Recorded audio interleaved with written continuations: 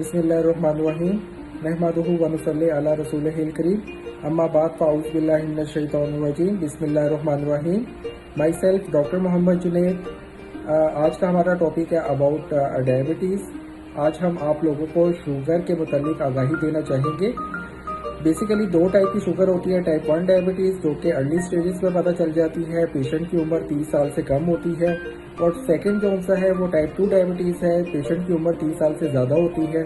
अब basically type 2 diabetes का कैसे आपको पता चलेगा कि हमें टाइप 2 डायबिटीज़ है। बेसिकली ऐसे लोग जो उनसे है, एक तो एज वाइज उनका पता चल जाता है, 30 प्लस एज होगी। सेकंड जो उनसा है, ऐसे लोग जो उनसा है वो मोटापे का शिकार होंगे, ओबेसिटी होगी, जिसकी वजह से इंसुलिन की रेजिस्टेंस की वजह से ऐसे लोगों की शुगर लेवल जो उनसा है ब्लड के अंदर हमेशा हाई रहती है। और एक और रीज़न है जिसकी वजह से ब्लड के अंदर शुगर लेवल हाई रहता है, वो है स्ट्रेस। स्ट्रेस एक मेन फैक्टर है जिसकी वजह से इंसान का शुगर लेवल हाई रहता है। बेसिकली स्ट्रेस क्या होता है? स्ट्रेस के दौरान जो उनसा है, एक आपकी बॉडी में हार्मोन क्रिएट होता है जिसे हम कॉर्टिसोल कहते हैं। कॉर्टिसोल बेसिकली एक स्ट्रेस हार्मोन है जो कि आपकी ब्लड स्ट्रीम के अंदर जब ज़्यादा होता है, बेसिकली क्या करता है, ये आपकी इंसुलिन की सिक्रीशन को रोक देता है, जिसकी वजह से आपकी ब्लड के अंदर जो ऑलरेडी शुगर है वो उतने की उतनी रहती है और वो कम नहीं हो पाती। और सेकंड इसका मेन फंक्शन है, ये ग्लूकागोन की सिक्रीशन को बढ़ा देता है, जिसका काम ये है कि जब आप फास्टिंग में रोज़े की हालत में होते हैं, भूखे होते हैं, स्टार्विंग में होते हैं, तो उस वक्त आपकी बॉडी को ग्लूकोज की ज़रूरत होती है, और ये ग्लूकागोन ही है हार्मोन जो कि आपको एक्स्ट्रा जो स्टोर फॉर्म में आपकी शुगर होती है वो आपकी बॉडी को प्रोवाइड करता है। अब सेकेंडली बेसिकली जो मेरा आज का टॉपिक आपको बताने का ये था अबाउट अवेयरनेस ऑफ डायबिटीज़। आपको कैसे पता चलेगा कि आप डायबिटिक पेशेंट है या स्ट्रेस की वजह से आपको डायबिटीज़ है।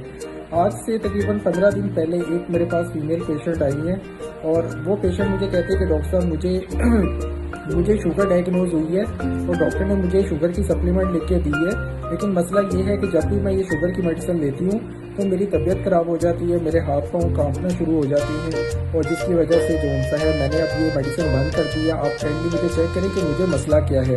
जब इन पेशेंट को मैंने अच्छे तरीके से चेक किया तो वाकई में उनकी शुगर लेवल हाई था।